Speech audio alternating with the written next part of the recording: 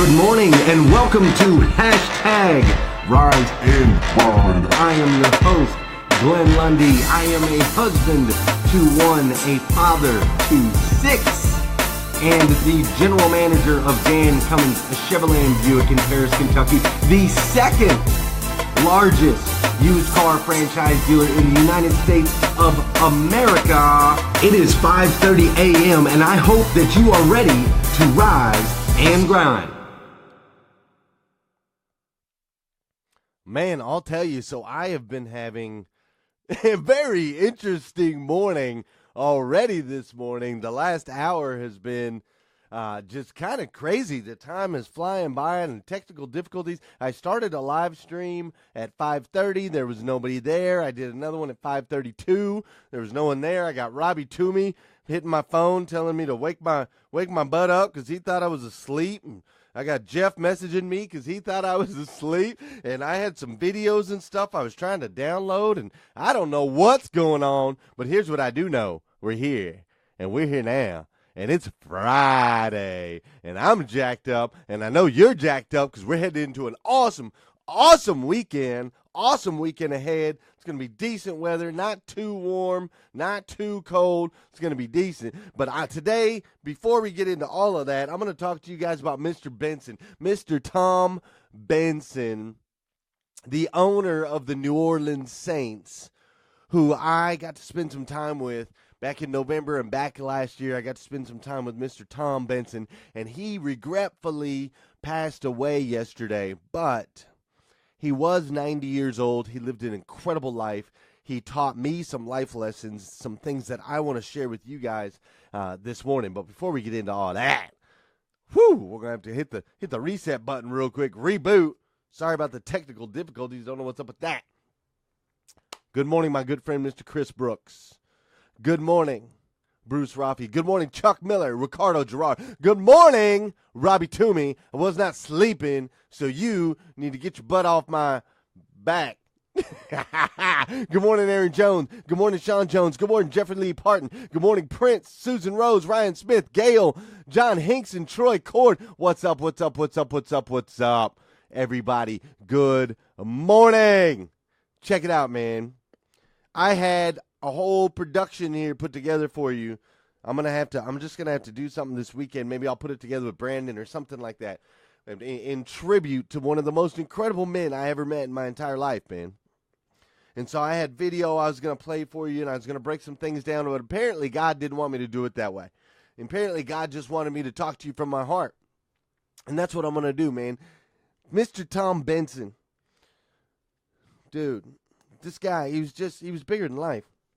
The guy was incredible, and let me tell you, we went to a game, okay? Mr. Tom Benson invited us to a game. This was November 19th, 2017. We got to go to a game with the New Orleans Saints. We got to watch the game from the owner's box. We got the VIP treatment. It was unbelievable, okay? Josh Cummins and I got to go out there. We got to hang out in the locker room. We got to just meet different people. It was truly an amazing experience, and the game itself was crazy. I mean, I'll never forget the game. I mean, at the end of the first quarter, the score was tied. It was 10-10. Redskins Saints, and then at the end of the second quarter, the Redskins had taken the lead 17-13. At the end of the third quarter, the Redskins had taken the lead 24-13, and with 6 minutes left in the game,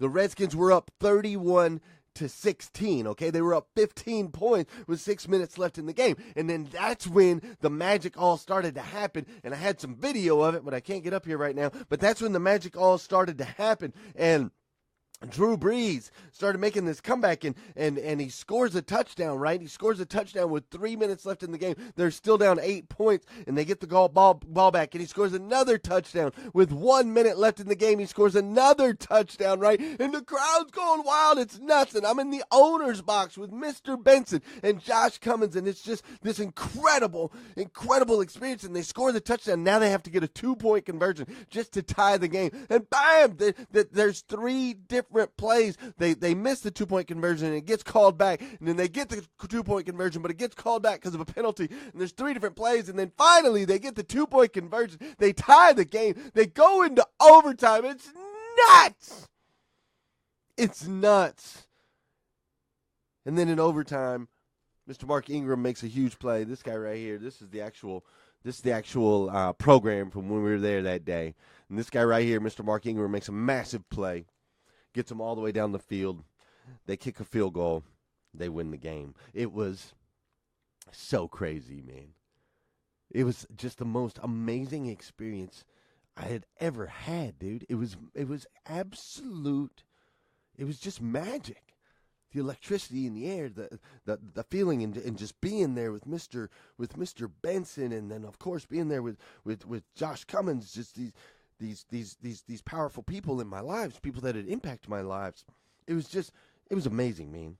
And watching Drew Brees, we got to see Drew Brees the next day at the training facility. He was there the very next day after this incredible game where he comes back from down 15 points. The very next day at about 12 o'clock, he's there at the practice facility. He's eating lunch. You could tell he'd already been working out for the day, and he's there, and he's just watching TV and eating lunch. Dude, he's just a guy, right? But he was just so poised, and he was positioned, and he was conditioned, and he was prepared, and he didn't panic in that situation, and he was ready, and he was able to bring his team back and win this incredible game. And so I just thought, golly, I want to be more like that guy, man.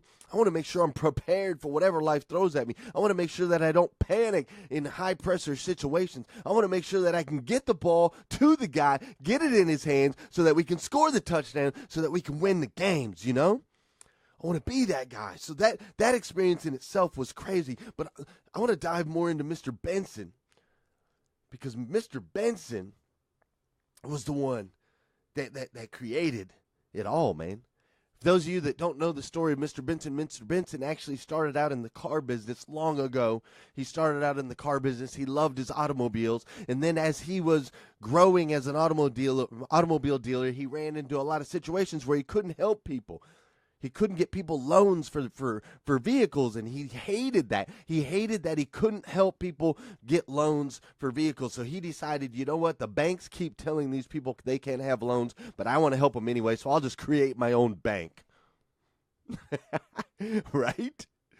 Right? So he just creates his own bank so that he can loan these people money so that he can help them. He creates his own bank, and obviously the banking business, grows, and he builds his wealth, and he's giving back to his communities, and he's giving back to his churches, and he's doing all of the right things. And as he continues to do the right things, he begins to make a name for himself. He starts to build an empire, and there's a point where the New Orleans Saints are about to lose their football team. They're about to lose this team that means so much to the city, and this is after the hurricanes had destroyed the city and so on and so forth. They're about to lose the New Orleans Saints. And the city actually calls Mr. Benson and says, can you help us, Mr. Benson? Can you save us, Mr. Benson? We'll offer you this package if you'll buy the team and just keep the team here. And so because he cared so much about his community, because he cared so much about the people that he grew up with in this environment, he buys the team. He buys the team, and he keeps them there, and he creates and builds just this incredible legacy, right?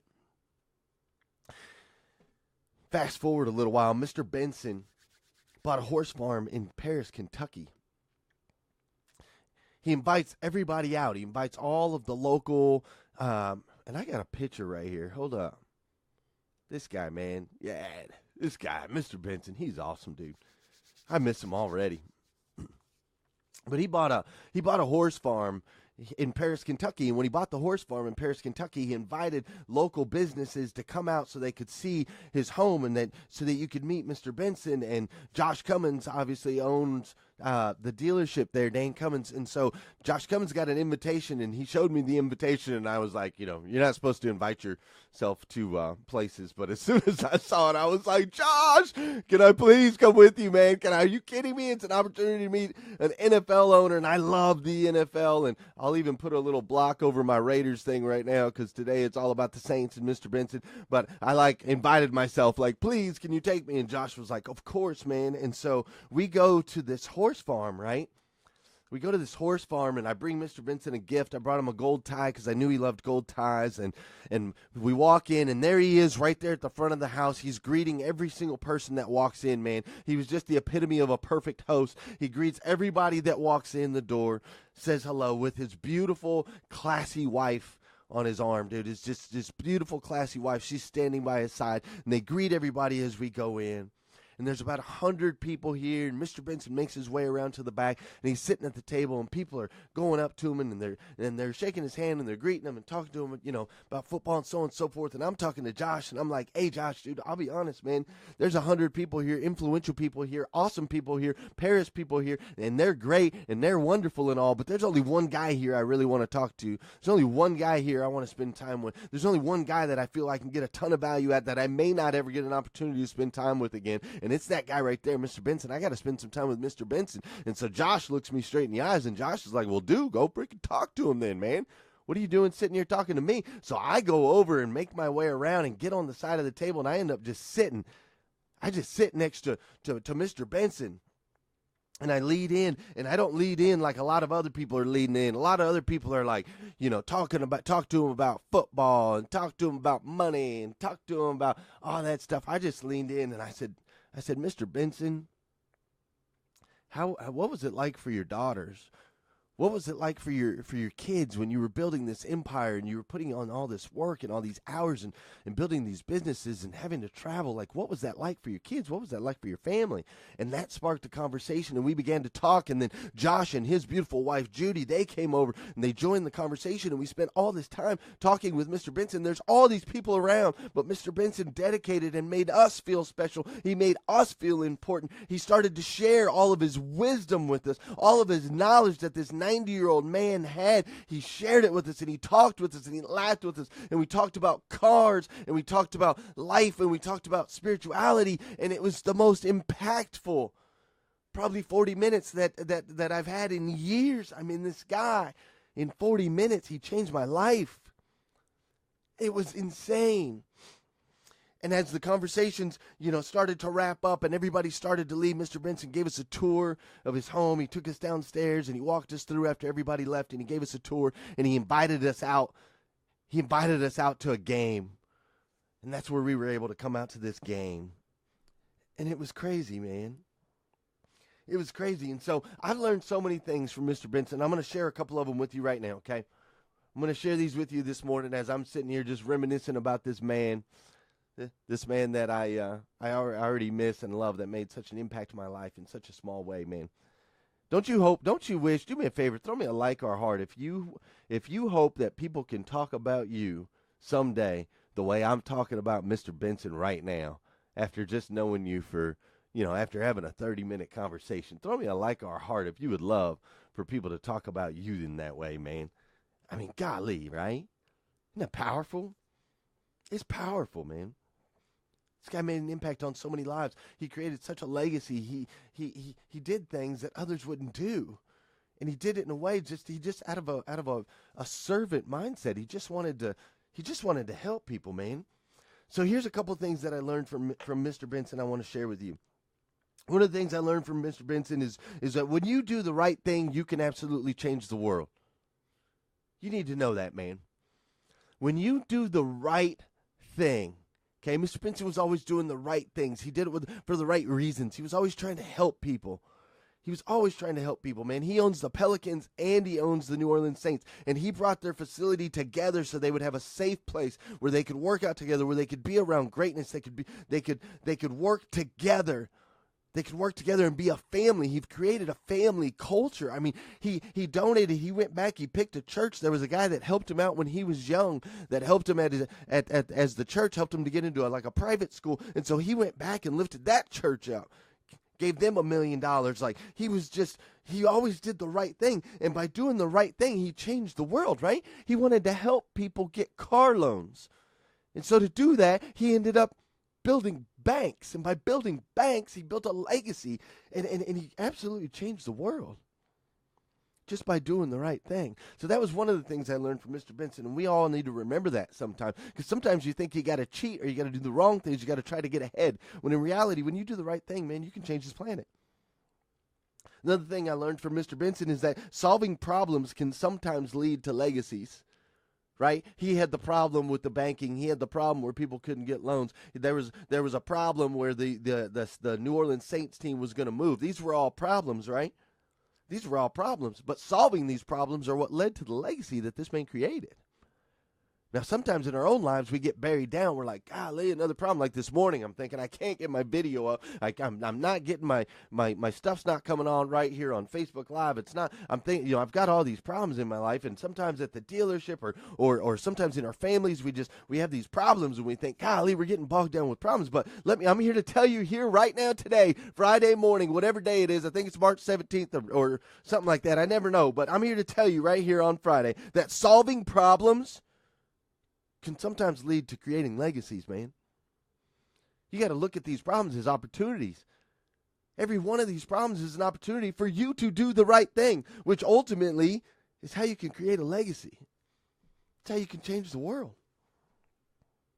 It's crazy, man.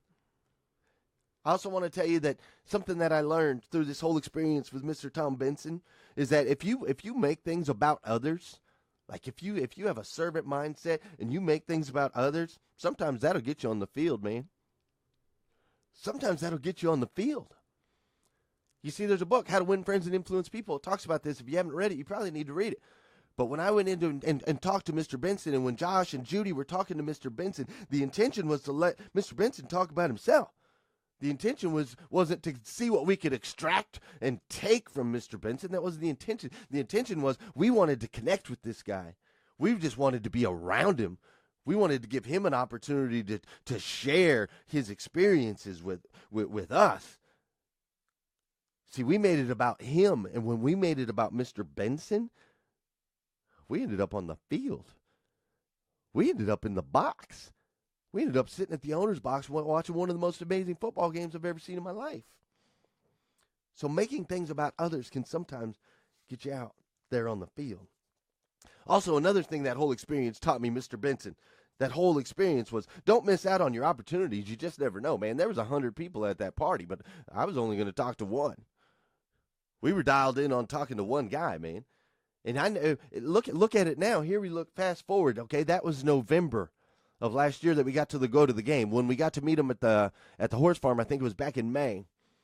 So that was about 10 months ago. 10 months ago, I was in a room with Tom Benson. 10 months ago, I decided, okay, I'm in a room with Tom Benson. I probably need to take this opportunity to talk to Tom Benson. And 10 months ago, we were able to make our way over there, and we were able to make friends with this incredible man. What if we wouldn't have took that opportunity? Here he is. He passed away yesterday. That opportunity will never come up again. So let that be a lesson to us on this Friday morning. You got to take the opportunities that are in front of you guys. You got to jump. You have to leap. You have to leap. We just have to do it. We don't have time. We don't know what tomorrow holds. We don't know when we're going to be gone. We don't know if that person that we want to reach out to, that we want to talk to, that we want to connect with, we don't know what's going to happen in their life. We don't know. We don't have that luxury of knowing when it's all going to end. So take the opportunities, man. Take the opportunities when they come at you. And last thing I learned from my experience with Mr. Benson, and the last thing I want to share with you guys on this Friday morning is, hey, it does not take a lifetime to make an impact on someone's life, man. Mr. Tom Benson. I probably spent a total of maybe an hour in his presence. Well, that's not true. If you had in the game while we were in the owner's box, there was a couple hours. I got to go to mass with him. We got to go to church. The guy puts his faith and his spirituality in front of everything. So he had a church right there in the Mercedes Superdome. So we got to go to church. I got to spend some time in his presence there too. And actually, it's kind of hard to say that I only spent a few hours in his presence because, to be honest with you, the guy made such an impact on this planet. He made such an impact on the New Orleans area that you can't even be in New Orleans and not be in his presence. I mean, he's got the Benson Tower. His face is everywhere. He is beloved by so many. He impacted so many lives. So I'm gonna reward that. I only spent a few hours physically in his presence, but I've been able to engulf his energy, his spiritual presence, his legacy, what he's done. I've been able to engulf that for much, much more. But in a couple hours of being in his physical proximity, he changed my life forever, man. He changed my life forever. He made me feel special. He made me feel important. He made me see that sometimes life's problems are what lead to legacies. He made me realize that when you just do the right thing all the time, you can absolutely change the world. He made me realize that when you make things about others, when you go out there and you make things about others and you just jump and take advantage of the opportunities, you just never know when it's going to take you. So listen, people. It doesn't take a lifetime to make an impact on someone's life. You can do it in minutes. You can do it in minutes. If you're trying, if you're looking for the opportunity, if you're making it about that person, if you're not being selfish, if you're trying to add value into people's lives. I am going to miss Mr. Tom Benson. I consider Mr. Tom Benson a friend. I consider him a friend, man. And I am so thankful that I got to have this experience with him. I'm so thankful I got to spend time around him. And I am going to go out there. And I challenge you. This Friday morning. I challenge you to go out there and look at all these problems that you can solve and look at all the opportunities that you have in front of you. I challenge you to go out there and try to make an impact and a difference in people's lives. I challenge you to make people feel special, make people feel important, like this man did for me and like he did for thousands, tens of thousands, if not millions of people in his lifetime. He lived a good life. The man lived to be 90 years old. He was incredible, so classy, just an incredible character, an incredible smile, incredible wisdom. He lived an amazing life, and we can all do that same thing, man. I want to do that. I want to live a life where people talk about me like I'm talking about Mr. Tom Benson. I want to make it to 90 with big smiles on my face, where I'm still in the trenches with my players. The day after the game, Mr. Tom Benson was in the cafeteria with his players eating lunch at 90 years old. He was still working with his staff. He was still meeting with the team. He was still doing all that stuff. I want to be like this guy. This guy's incredible. This guy's powerful. So, guys, it's Friday morning. Look, I know we're a little off, little different today. And I hope you guys are okay with that. Totally a little different today. But here's what I need you to know. As we wrap this thing up, I need you to know something. I need you to know you are an incredibly amazing human being. You seriously are, man. You are a child of God, uniquely made in his image to be the best version of you that you could possibly be. Your positivity, all the stuff that you guys are putting in your feeds, the gear that you guys are representing, all of that stuff is making a difference on this planet. It's powerful. Your energy is contagious. You are part of an elite group of people who is choosing every day. You're choosing to rise and grind. And I need you to know that I, for one, absolutely love you for it. I love you for it. So if you need more videos, if you need more inspiration, more motivation, more strategy, so on and so forth, you can go to youtube.com/Glenn Lundy. There's over 100 videos up there. You can also follow me on @GlennLundy on Instagram. And if you need some gear like this one right here, which tells the truth, we rise by lifting others. You need to get some gear, you can go to GlennLundy.com. Got all kinds of gear there for you. Do me a favor, go ahead and share this feed. Do me a favor also, prayers for Benson's family, man, for Gail. She's just a beautiful, incredible woman. So if you could send some prayers out for her and the family members that are affected by this loss, I would truly, truly appreciate it. And on top of all that, I just need you to have an incredible, phenomenal, fantastic, over the top, most amazing ever Friday, March, whatever date it is today. And I'll see you guys on Monday.